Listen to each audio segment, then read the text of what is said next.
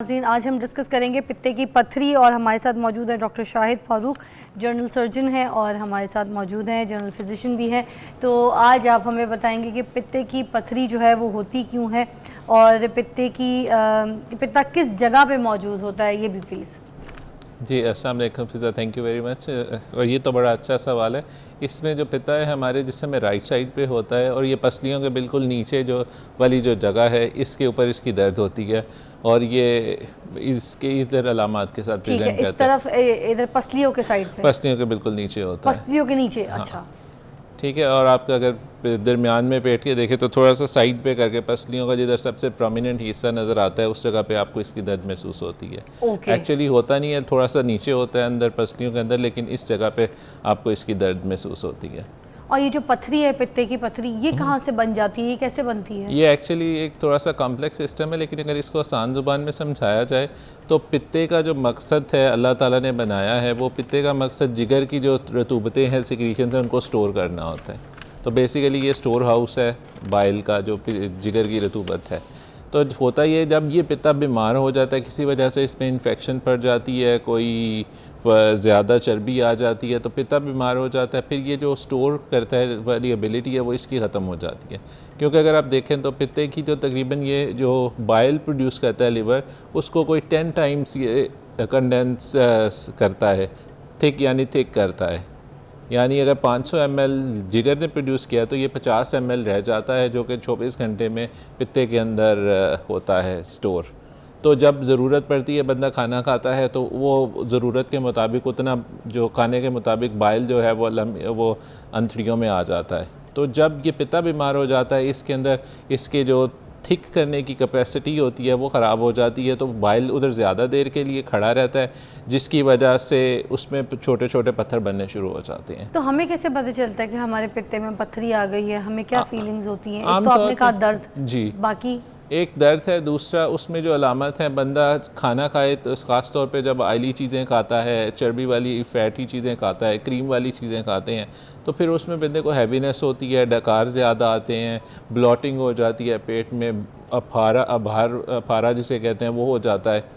और ये तो आम किसी तौर पे भी सिम्टम्स में भी हो सकता है लोगों को। जी, समटाइम्स किसी को गैस्ट्रिक प्रॉब्लम हो तो ब्लोटिंग और ये सारी चीज़ें, बिल्कुल ऐसे ही भारीपन, है, तब भी हो सकता है, खाने का जी नहीं बनता, तेल हाँ वाली जी। चीज़ें अच्छी लेकिन ये लगती हैं। टिपिकली इसमें देखा जाए तो फैटी चीज़ें, जो ऑयली चीज़ें हैं, उस डाइट के साथ होता है और खाने के फ़ौरन बाद या 10 से 15 मिनट के बाद होता है। अच्छा। अगर इसका हो तो।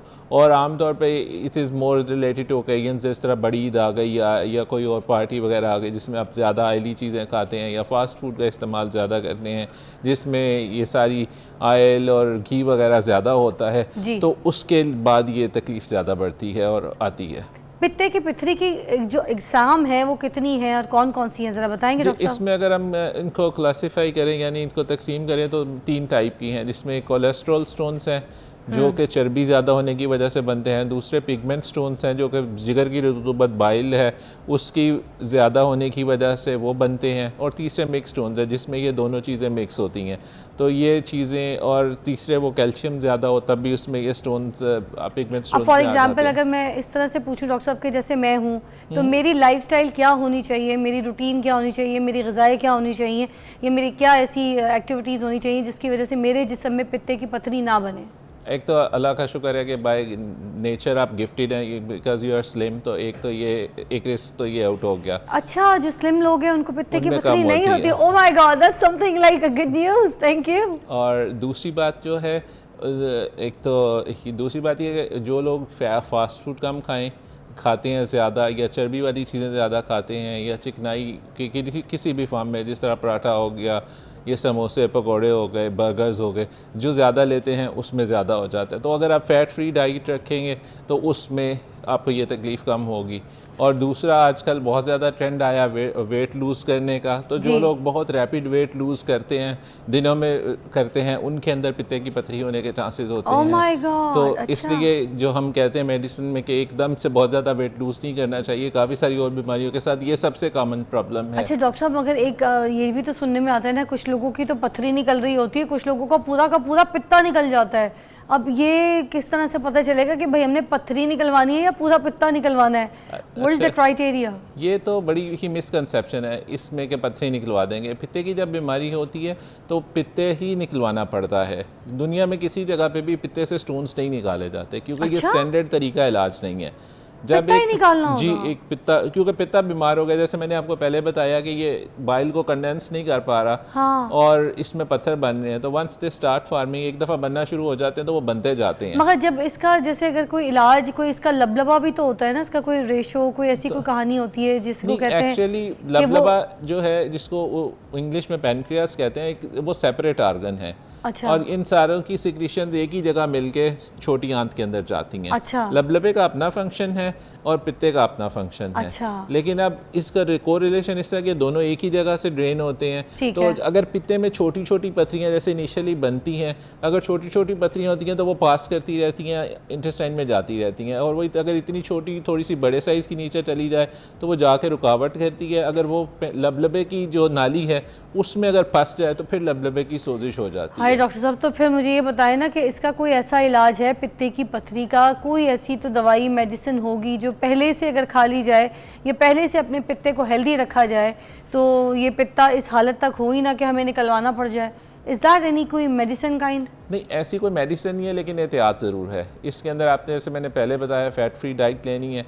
अगर आप डायबिटिक हैं तो आपको अपना शुगर कंट्रोल रखना है, और अगर आपको थोड़ी थायराइड का मसला है, यानी आपका थायराइड कम काम कर रहा है, हाइपोथायराइड है, तो उसमें आपको अपनी दवाइयाँ पूरी लेनी है, टाइम पे लेनी है, ताकि आपका थायराइड काम करे। तो ये कुछ ऐसे रिस्क फैक्टर्स हैं जिनके करने से हम, जिनको प्रिवेंट करने से या इलाज करने से हम पित्ते की पथरी से बच सकते हैं। अच्छा, अब ये जो पित्ते की जो ऑपरेशन है जिसमें पित्ता निकलवाना है, क्योंकि आपने तो कह दिया कि पित्ते की पथरी नहीं निकलनी, पित्ता निकलना जी है। बिल्कुल ऐसे। अब इसकी जो सर्जरी है, इसका सारा ऑपरेशन है, वो किस तरह से है, कैसा सिनेरियो है, ये ज़रा बता दीजिएगा। अच्छा, पित्ते की पथरी दो तरह की होती है। एक इसमें ओपन सर्जरी, जो कि उर्फ़ आम में चीरे वाली सर्जरी कहते हैं, और दूसरी जो है वो लेज़र सर्जरी जिसे कहते हैं, actually that is laparoscopic surgery. उसमें दूसरा, अगर उसको आसान ज़बान में कहें तो दैट इज़ की होल सर्जरी, जिसमें आप छोटे छोटे सुराख करते हैं, 1 सेंटीमीटर के 2 और 5.5 सेंटीमीटर के 2, 3 से 4 ये सुराख करते और हैं। ये कामयाब सर्जरी है? जी जिसके बिल्कुल, बारे में बहुत बता रहे हैं? कामयाब सर्जरी है, बल्कि आजकल तो ये समझिए कि ये गोल्ड स्टैंडर्ड है पित्ते के इलाज में, लेप्रोस्कोपी के हाँ, साथ। लेप्रोस्कोपी। और जिसका उसके लेप्रोस्कोपी से नहीं हो सकता ऑपरेशन, उसका फिर हम ओपन से करते हैं। ओपन, अच्छा। या फिर अगर मरीज़ कह दे नहीं डॉक्टर साहब, जैसे हमारे यहाँ काफ़ी मिसकंसेप्शन है, हर बंदा ही डॉक्टर है, वो कहता नहीं जी यार नाली वाला नहीं कराना, कैमरे वाला नहीं कराना, तो फिर अगर मरीज़ कहे तो फिर हम ओपन के लिए जाते हैं, वरना हम लेप्रोस्कोपिक सर्जरी डॉक्टर साहब, फिर आपने मुझे ये बताना है कि अगर आप पित्ता निकल गया है किसी का, अल्लाह माफ़ करे, तो फिर आगे अब उस पेशेंट का लाइफस्टाइल क्या होगा? वो किस तरीके से अपने खाने पीने को, अपनी ग़िज़ा को, अपने काम को, अपनी रूटीन को मैनेज करेगा, और अब किस तरीके से उसने अपनी सेहत का और अपने बाकी ऑर्गन्स का ख्याल रखना है? कि अब पेशेंट की लाइफस्टाइल क्या होगी आफ्टर दिस ऑपरेशन, ऑपरेट करा के, व्हाटएवर द लेज़र और ओपन, बट अब उसके लाइफस्टाइल क्या होगा? Please over to you doctor साहब। जी, उसमें ऐसा है कि अगर हमने पित्ता निकाल लिया तो आमतौर पे ज़्यादातर लोग जो हैं नॉर्मल ज़िंदगी गुजारते हैं। उसमें हम चूँकि कहते हैं अगर पित्ता स्टोन से भरा हो तो फिर तो लाइफ में कोई चेंज नहीं आती। As you are before surgery आप वो ले सकते हैं, और नॉर्मल जो चिकनाई वाली डाइट है घर में आम जो है वो उस पर आप जा सकते हैं। लेकिन अगर स्टोन्स थोड़े और पित्ता थोड़ा बहुत काम कर रहा हो तो उस वाली की हालत में हमें मरीज़ को कहना पड़ता है कि कुछ 2 से ढाई महीने के लिए चिकनाई से परहेज़ करे, और उस अरसे में जो आपका जिगर है मरीज़ का, वो ये स्टोर वाली कैपेसिटी भी ले लेता है और ज़रूरत के मुताबिक खाने पे बाइल सिक्रीट कर देता है। तो इसका आमतौर पे जो हम इससे बाद रिकमेंड करते हैं 2 से ढाई महीने के तक एहतियात करें और फिर नॉर्मल खाने पे चले जाएं। अच्छा, मैंने सुना है जिन लोगों को पित्ता नहीं होता उनको बहुत ज़्यादा गर्मी लगती है, हीट स्ट्रोक्स रहते हैं उनको, इज़ दैट ट्रू? नहीं, ऐसी कोई बात नहीं है, ऐसा नहीं होता। पित्ता तो हमारे यहाँ काफ़ी सारी पॉपुलेशन का नहीं है। अगर मैं आपको बताऊँ हफ्ते में हम कितने पित्ते के ऑपरेशन करते हैं तो यू विल बी सरप्राइज। कम से कम 4 से 5 हम एक दिन में करते हैं, और अगर हम हमारा जो यूनिट है 4 सर्जिकल यूनिट्स में, तो 10 से 12 ऑपरेशन हम हफ्ते में, मतलब लोगों का पित्ता निकलता है। इतनी ज़्यादा ये कॉमन बीमारी है, तो इसको और कभी भी ऐसा नहीं हुआ। वैसे अच्छा। अगर आप गर्मी में जाएंगे पित्ते के साथ जाएं या बगैर जाएं, आजकल जो सूरत हाल है उसमें हीट स्ट्रोक तो हो जाता है। अच्छा, और जैसा मुझे बता दें, पित्ता अगर जिस्म से निकल जाता है तो हमारे बाकी ऑर्गन्स जो हैं अपनी बॉडी के, उनमें कोई ऐसी हाँ नहीं, पित्ता निकल जाता है, सर्जरी ठीक हुई है, आप उससे रिकवर कर गए हैं सर्जरी के इफ़ेक्ट से, तो अल्लाह का शुक्र है, अल्लाह की मेहरबानी है कि उसने उसकी ऐसी कोई नताइज नहीं रखे, वो बंदा नॉर्मल ज़िंदगी गुजार सकता है बिल्कुल, और गुजारते हैं। एक आखिरी सवाल मुझे बता दीजिएगा, कोई पेशेंट ये कहता है कि मैंने पित्ता नहीं निकलवाना, मैं इस पथरी के साथ ही रहूँगा, मुझे कुछ नहीं होता, तकलीफ भी सह लूँगा सब कुछ, तो फिर क्या सिनेरियो है, कितना डेंजर है? ये बड़ा अच्छा सवाल है। इसमें ये साहब कि अगर तो पित्ते में छोटी छोटी पथरियाँ हों और फिर पेशेंट ने निकलवाए, तो ही और शी वो हमेशा लबलबे की सोजिश के रिस्क पे रहता है। अच्छा। और लबलबे की बीमारी जो सोजिश है वो एक तकरीबन जानलेवा बीमारी है और बहुत शदीद बीमारी होती है। मेरी अल्लाह से दुआ है कि कभी किसी को भी ये बीमारी ना हो, इतनी शदीद बीमारी है। तो इसलिए जब छोटे स्टोन्स हो तो फिर समझना चाहिए कि ऑपरेशन करवा। अगर बड़े स्टोन हो तो फिर वो किसी वक्त आके पित्ते के मुंह पे अटक जाएं तो आपको पेन होती है, आपको फ्रीक्वेंट अटैक्स होंगे पेन के, इनडाइजेशन होगी, डकार ज़्यादा आएंगे। और फिर हमें जो हमारे लोग खाते हैं राइजिक की गोली, राइजिक का कैप्सूल, हर वक्त वो राइजिक का कैप्सूल खाते रहेंगे। सबने रखी हुई होती है पर्स में, जिससे बात करो तो किसी के साथ खाने पे चले जाओ फ़ौरन कहते हैं कालो कालो कुछ नहीं होता, राइजिक भाई क्यों? वो इस वजह से ये साइड इफेक्ट नहीं देती क्या? अगर आप इसमें देखा जाए तो वेस्ट ने इस पे जो रिसर्च हुई है, राइजिक तकरीबन काफ़ी लंबे अरसे के लिए वेस्ट में भी यूज़ करते हैं, लेकिन इसका जो प्रोलॉन्ग यूज़ के साथ कोई जो साइड इफ़ेक्ट है, it does affect some memory और ब्रेन में कुछ चेंजेस करती है। इसके अलावा अभी और इसके और साइड इफ़ेक्ट्स नहीं है। और कुछ लोगों में जिसमें ब्लॉटिंग ज़्यादा होती है तो it may cause more blotting otherwise. और ये भी बता दीजिए कि जब किसी को दर्द हो रही होती है और पित्ते की तकलीफ़ है जो भी है, तो ये उसको पता कैसे चलेगा डायग्नोस्ट करने के लिए? क्या ये कोई ऐसे टेस्ट पहले से हम करवा सकते हैं कि तो हम लोग मतलब प्रिकॉशंस हमें पता चलें कि भाई हम पहले से देख रहे हैं कि पित्ता ख़राब तो नहीं हो रहा, कोई पथरी तो नहीं आ रही, कोई ऐसे टेस्ट है?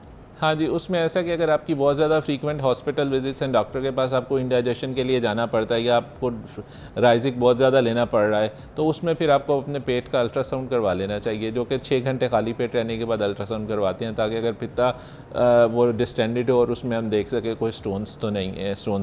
इस सूरत हाल में हम ये जान सकते हैं। और एक और बात जो मैं पिछले क्वेश्चन में थोड़ी शायद मिस कर गया, वो ये इंपॉर्टेंट बात यह है कि अगर पित्ते में स्टोन ज़्यादा देर तक पड़े रहें, तकरीबन कहते हैं 10 साल या इससे ज़्यादा, तो फिर उसमें कैंसर होने का चांस होता Oh my God, तो अच्छा। इसलिए इसको अगर आपके पित्ते की तकलीफ़ है, तो जिन पित्ता बीमार है, तकलीफ़ है, तो आपको कोशिश करनी चाहिए, अगर इमरजेंसी नहीं है तो एट योर अर्लीस्ट उसमें करवा लेना चाहिए। ओके। और अच्छा। इसमें एक और इसके साथ इम्पॉर्टेंट चीज़ ये है कि डायबिटीज़ हमारे यहाँ बहुत कॉमन है, बहुत ही रैम्पेंट है। तो जिन पेशेंट्स में डायबिटीज़ हो, शुगर वाले मरीज़ हो, अगर उन्हें पित्ते की दर्द है तो उन्हें तो इंतहाई जल्दी सर्जरी करवा लेनी चाहिए, क्योंकि उसमें फिर पित्ता काला हो जाता है और फिर हमें जिसे गैंग्रीन कहते हैं और फटने के भी चांसेस होते हैं। ये कंडीशन है जिसमें पित्ता फट सकता है। मेरी बहन के साथ हुआ था, तो हमने ये सारा सफ़र किया है, इसकी मुझे नॉलेज है। तो खैर अपना ख्याल रखिए बहुत ज़्यादा, और पित्ते का कोई भी इशू है, कोई तकलीफ़ है, कोई दर्द है, इसी तरह से जैसे ये बर्ब्स वगैरह आना, ऑयली चीज़ों से आपको थोड़ा सा तबीयत भारी होना, ब्लॉटिंग होना, ये किस तरह के कोई साइड इफ़ेक्ट्स अगर आपके बॉडी में हो रहे हैं, कुछ इस तरह के सिम्टम्स हो रहे हैं, तो आप अपने डॉक्टर से रुजू कीजिए, ये टेस्ट करवाइए, पता कीजिए। अगर आपकी तकलीफ़ ज़्यादा है, दर्द ज़्यादा है, तो फिर सही डॉक्टर से इसका इलाज कराइए, ऑपरेट कराइए, मगर ख़ास अपने पित्ते का बहुत ख्याल रखिए। थैंक यू सो मच, बहुत बहुत शुक्रिया आपकी तशरीफ़ आवरी का। आई होप आप लोगों को आज का हमारा मौजू बहुत अच्छा लगा होगा और आपकी बड़ी जो है ना रहनुमाई होगी। हम आपको मिलते हैं ब्रेक के बाद।